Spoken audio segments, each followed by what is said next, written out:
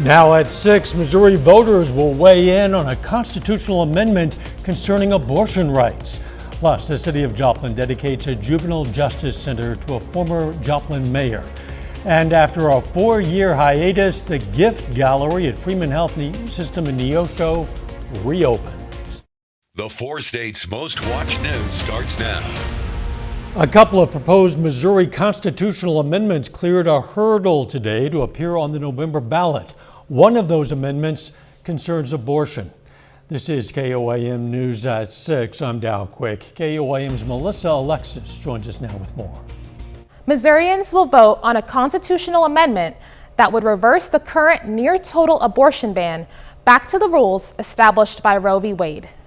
The Secretary of State's office declared that a petition received enough signatures to be included in the election. If the amendment receives a majority vote, it would allow abortion until fetal viability, which is around 24 weeks when a fetus could survive outside the uterus. If passed, Missouri would become the first state to reverse their abortion ban. Currently, abortions are only allowed in the case of a medical emergency. Missouri is one of at least 6 states that will vote on abortion this November. Melissa, thanks. There are 2 other initiatives on the Missouri ballot for November 5th. One is Constitutional Amendment 2. Voters will decide whether to legalize sports betting in Missouri. The other will be on your ballot as Proposition A. If passed, it would increase the Missouri minimum wage to $13.75 an hour in 2025 and to $15 per hour in 2026. It would also require all employers to provide 1 hour of paid sick leave for every 30 hours of work. If you do plan to vote in November, now is the time to register. Take a look. These are the deadlines to register for November 5th. Missouri has the first cutoff for registration in our area. That's October 9th. In Oklahoma, you have until October 11th. In Kansas, until October 15th. Officials in Crawford County, Kansas today finished processing the provisional ballots from the August 6th election. Part of the process is to ensure all the tapes from the election machines are signed and correct. The provisional ballots are then tallied. 41 more ballots were added to the grand total, while 15 were rejected. Officials say the process goes according to rules laid out by the Secretary of State. It's required by statute that we do that. The Secretary of State has a list of rules that we have to follow, and this is to make sure that all advance ballots were accepted through Friday. If you're interested in finding out more about the process, including watching the videos of the meeting, check out the link on our website. That's KOAMnewsnow.com. Let's check in with Chief Meteorologist Doug Heddy now for a first look at the weather. Well, of course, we got some rain outside for us today. Fairly widespread during the morning hours. Some strong storms kept our temperatures down just a bit for us today. 84 in Joplin, 80 is where we stand in Pittsburgh at this point in time. A little bit cooler once you get across southwestern Missouri, and then you get into lower 90s once you get into northeastern parts of Oklahoma. All right, still some scattered showers kind of pushing through, but the clouds have been breaking up over the past couple hours. Heat advisory returns tomorrow, and this is mainly due to the humidity. We're going to have those high heat indices. Once we get into tomorrow afternoon, heat index 108, upwards to about 112 across the region. But the evening hours, if you are getting out, look pretty good. Slide back through the 80s into the 70s. We're going to talk about that heat. We're going to talk about additional rain chances, all coming up here in a bit. See you soon. The Nevada, Missouri Fire Department announces a brand new fire chief. Captain Taylor McClintock has been promoted to the top spot. McClintock has worked for Nevada for 15 years. The department announced the promotion today on its Facebook page. And it's a change at the top for the Columbus Police Department. According to the PD's Facebook page, Preston Hosier is being promoted to police sergeant, and Arlo Lukey will become the new school resource officer. Hosier has recently taken the lead in the department's field training officer program and played a key role in implementing the department-wide TASER modernization initiative. Lukey brings 5 years of diverse experience to his new role, including animal control officer, police officer, and code enforcement official. Community leaders gathered today in Joplin for the dedication of the Senator Ron Richard Juvenile Justice Center. The facility opened in 2019 and provides short-term detention for young people waiting for a detention hearing, placement with youth services, or release to legal guardians. The building consolidates all of Jasper County's juvenile services, including detention, alternative education, courts, and administration. The Juvenile Justice Center is now named in honor of former Joplin Mayor and Missouri Senator Ron Richard, who died in June of 2023. He would be very upset with each and every one of us if he knew we were doing this today, but that's what makes it more fun, is doing something that he helped so many of us, and this is our way of letting him know that we appreciate everything he did for us. Jasper County officials said the facility was designed with the ultimate goal of diverting young people out of detention. Freeman Health System in Neosho, Missouri is reopening its gift gallery after a 4-year hiatus due to COVID-19. The gallery previously supported many charitable foundations. They also donated more than $100,000 to the surrounding community. Very important to volunteer, just to give yourself to other people. And that's what I find at working in the gift shop. I can be a service to other people. The Chief Operating Officer of Freeman Health System, Renee Denton, says volunteers play a very important role in maintaining and operating that store. Firefighters in Jasper County have to battle a blaze in storm conditions. We'll have that story coming up. But up first, authorities bring an official charge against a former police chief stemming from the raid of a newspaper office.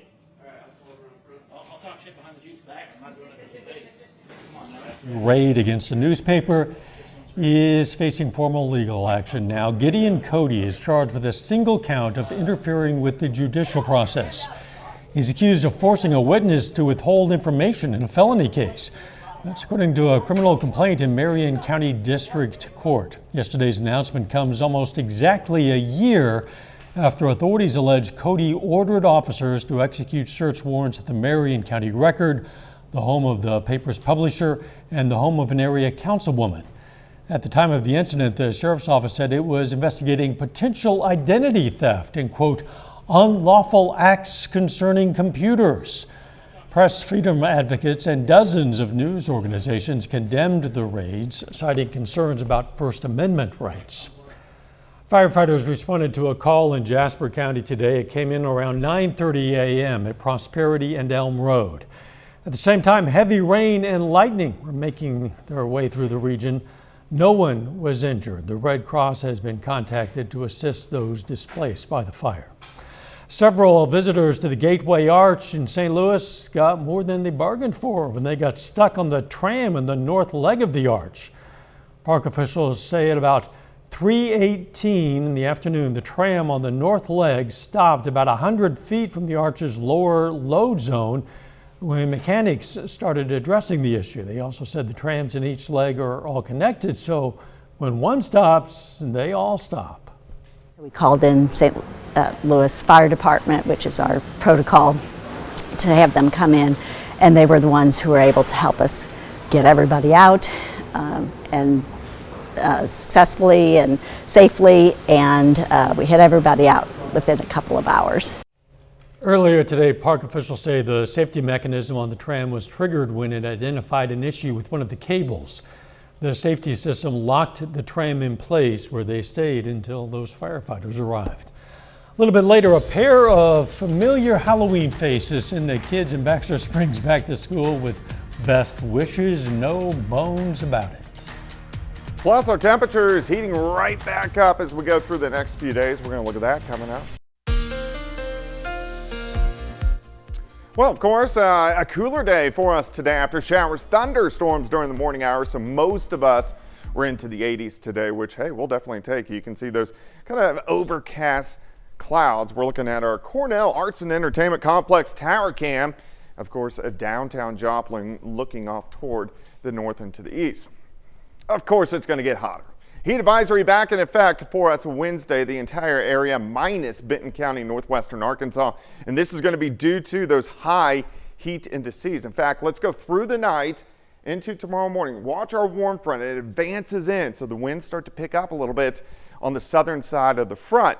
This will keep all the showers and thunderstorms across central and eastern Missouri tomorrow, but it allows that heat and that humidity to work in. You can see high temps mainly into the upper 90s across the region. So it is going to be hot for us tomorrow. Plus, with the humidity, you get the wonderful heat index, the way it actually feels to your skin.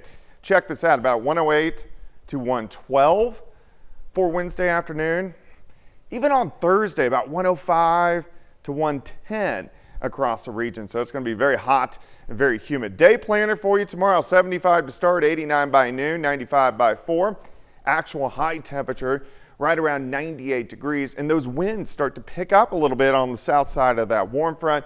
We'll have gusts kind of 20 upwards to 25. They stay fairly strong tomorrow night, and then even into Thursday, not as strong, but still kind of gusts 10 upwards to about 20 miles per hour. Temperature is not bad, 75 Stockton, 84 in Neosho, 90 in Miami, 86 is where we stand in Parsons. So not terrible. Currently outside sitting at 84, northerly winds at about 5 to 10 miles per hour throughout the evening. We slide back through the 80s into the 70s. I think most of us bottom out at about 72. We got some pretty good rain this morning, about an inch in Joplin, some areas 2 to 3 inches. Still a deficit of almost 5 inches. So we need this widespread rain where you see the yellows. A lot of areas picked up 2 to 3 inches of rain, which is very nice to see. All the clouds, all the showers pretty much rolling out of here. We still have a couple random little showers in our northern counties, but this wave is pushing off toward the east. Dome of high pressure to our south, so we get these little waves that rotate around. And what that means for us is we have some additional chances for showers and thunderstorms. Let's move into tomorrow night. Here's midnight, scattered thunderstorms trying to get into our northern counties tomorrow night into Thursday morning, then kind of falling apart. Slight chance for a few more to pop up Thursday afternoon, but look at our highs right back into the mid to upper 90s. And then as we go into Thursday night and Friday morning, a few more scattered showers and thunderstorms across the region. Let's take a glance at the weekend. We do have another batch of thunderstorms, which is going to try to roll through Friday night and Saturday morning. Friday still hot, scattered thunderstorms Friday night into Saturday morning, but most of Saturday is looking pretty good, but still hot. High temperatures into the upper 90s. Once we get into Saturday night and Sunday morning, some scattered thunderstorms again. And then once we go into Sunday afternoon, a few hit and miss thunderstorms, but the heat will stick around. Alert day tomorrow for those high heat indices. 97s Thursday and Friday, 96 Saturday, 97 Sunday. So it feels like August, kind of sticking around as we go through about the next 10 days or so, which obviously is very typical for this time of year. Yeah, in fact, those temperatures over the next 10 days are so remarkably consistent, 90s, upper 90s throughout. You got it. Thanks, Doug. Hey, to be the first to see breaking news, weather, and sports, download the KOAM News app. You'll find it's free of charge. It's in the Apple App Store, Google Play Store, and it's just in time for our annual pigskin preview. Just search for the KOAM News app. Still ahead, the Joplin Outlaws try to advance to the Mid-America League Championship. And our 2024 high school football season previews continue with Carl Junction. John Dales has those stories and a lot more coming up next. It's day 2 of high school football practices in the state of Missouri. Today we show you a couple of teams that had very different 2023 seasons, and despite being in the same conference for years, won't face each other in 2024. We start the morning with Carl Junction. The Bulldogs are out on the practice field before the sun rises. They're coming off a 1-8 regular season, but put together a playoff run to the district championship to finish 3-9. Over the offseason, CJ left the COC for the newly established Ozark Mountain Conference, a move that allows the Bulldogs to play against schools closer to their size. Playing in the COC as a smaller school, you're playing 4, 5, 6 guys both ways, and teams like, Nixa and Joplin and Ozark, they're playing guys one way. And it becomes a situation where you just get worn out. And I think playing schools our own size gives us an opportunity to play against teams like us. And we're excited about embarrassing some guys, honestly, a new conference. So, we're looking forward to that, throwing the ball a little more. Blocking for some good guys. Later tonight, we'll bring you the sights and sounds from day 2 of Carthage High School football practice. The Tigers are on the field right now and are expected to be one of the top teams in the Central Ozark Conference in 2024. They also made it to the district championship a year ago, but fell to Webb City in that contest. You can hear from the Tigers tonight at 9 on Fox 14 and 10 o'clock here on KOAM. And for an in-depth look at all the football teams in our viewing area and more, look no further than the KOAM Pigskin Preview. The 29th edition of our preseason football publication is now live, available exclusively on our website, koamnewsnow.com/pigskin, for 61 different high schools, 2 junior colleges, and our 2 local universities. We profile returning starters, key newcomers, and 2024 outlooks, along with schedules and quotes from the head coaches. You can check it out right now. Just scan the QR code that's currently on your screen. Teams this summer, but tonight their season starts anew in the playoffs. The 2-seed Outlaws take on the 3-seed Sherman Shadowcats in the Mid-America League Playoffs semifinals. That's over in Abilene, Texas. This game has been wild. The Outlaws fell behind 10-2 in the third, but come roaring back. They score 9 runs in the bottom of the 7th and lead at 17-14 in the bottom of the 8th inning. Over to Major League Baseball, a loss tonight would bring the Cardinals' record back to 500 for the first time since June. Redbirds try to avoid that. They take on the Reds in Cincinnati. Game's just getting started right now. And in the American League, the Royals are coming off a loss last night to the Twins. Tonight, those two do battle again. A win would bring KC within a half game of Minnesota for the second place spot in the AL Central and the second American League wildcard spot. Back to football, though, that Pigskin Preview, I know our viewers, everybody's been waiting for it for several months. We put in a lot of hard work, so I want everybody to definitely check that out. Everybody likes to check out their own team, their former team, their opponents, and so it's all there. Yeah. We'll be right back. Here's a look at what's coming up on KOAM News at 9 on Fox 14 tonight. Pitt State welcomes its newest international students. Plus, with back-to-school season ramping up, we're going to have some tips to talk to children about bullying and how to prevent it. And the focus on cybersecurity ahead of the November elections. Those stories, a lot more, of course, it's coming up tonight. KOAM News at 9 on Fox 14. Well, it might not be Halloween or even really close to Halloween, but students in Maxwell Springs had a kind of spooky back-to-school standoff. Not even rain could stop Skelly Tom and Skelly Tom Jr. from getting set up and ready to wish students and teachers a happy school year. The 12-foot tall Skelly Tom skeleton is ready to take to the classroom with his giant pencil, happy to show students that school isn't something to fear.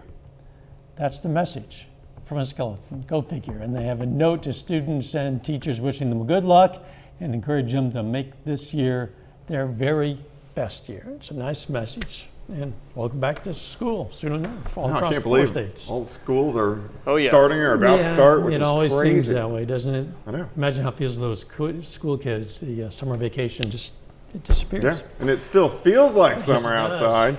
We have an alert day tomorrow with high heat indices, 105 to about 112. High temp, 98. Final sports notes. The Outlaws now lead by 4 in the 9th inning after trailing by 7. That's what playoff baseball is all about. Yeah, let's go Outlaws. Thanks for joining us. We'll see you right back here at 10. Let's make it a great evening.